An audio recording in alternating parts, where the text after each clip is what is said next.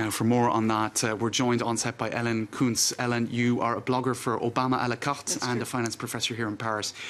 I mean, you can't help but just almost have shivers every time you listen to him. He was such an unbelievably powerful orator and kind of carried the hopes of all of the African-American people for a better life.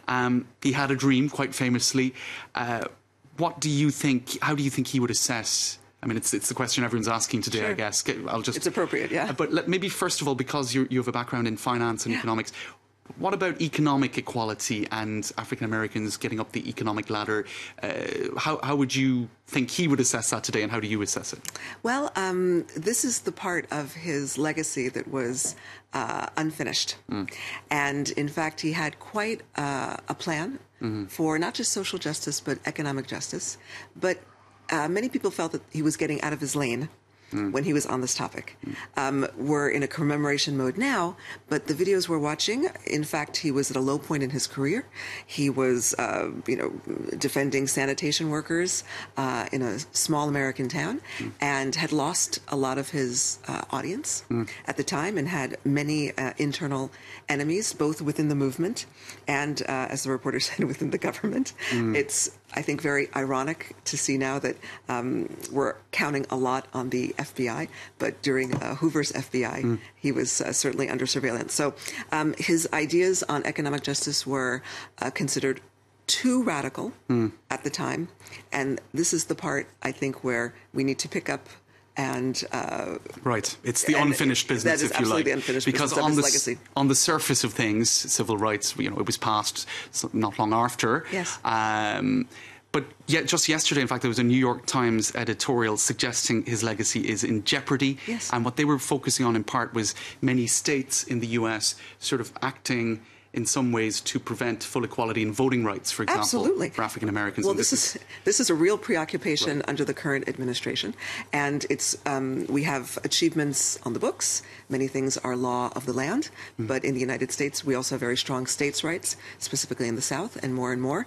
There has been, especially under the current administration, a real push for rolling back some of these achievements, which we really thought were acquired and set in stone maybe 30 or 40 years ago. So the fight continues, and it requires vigilance, and I'm really wondering about Civil Rights 2.0 and the absence of any leadership in this particular field. I'm talking about a real leader. There have been movements, Black Lives Matter, a movement, but a lack of actual leadership, and I don't know if it's appropriate now for it to be incarnated by just one person.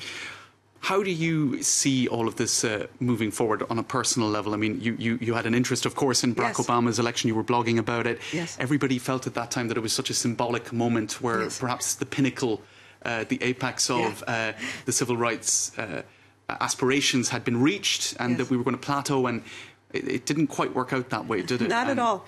Well, it's true that we're living in a backlash moment.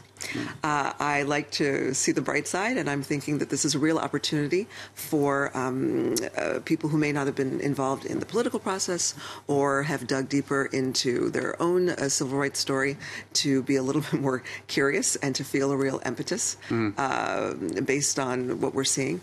One of the problems with the attitude that's kind of the mood of the moment is a lot of disdain for poor people and a real taste for punishing the poor, which has taken hold in America, which is unfortunate. It goes beyond race issues to kind Yes, I think it's very much a class issue and an economic justice issue, and I'm not sure that current economic circumstances are sustainable.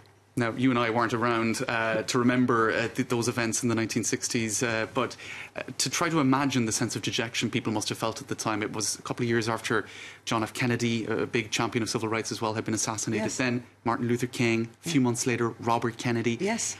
It's hard to imagine how traumatizing that must have been for people who had hope that change was on its way and that these leaders were going to help bring that change. Yes. If I may add also Malcolm X, who died 3 years before Martin Luther King. Well, action was swift, and the laws were made in such a way so that there was hope and appeasement, but also achievement for moving forward. But, laws are only as good as the application of those laws. All right, Ellen Kuntz, thank you so much for Thanks so much for having me those tonight. thoughts. Thank you.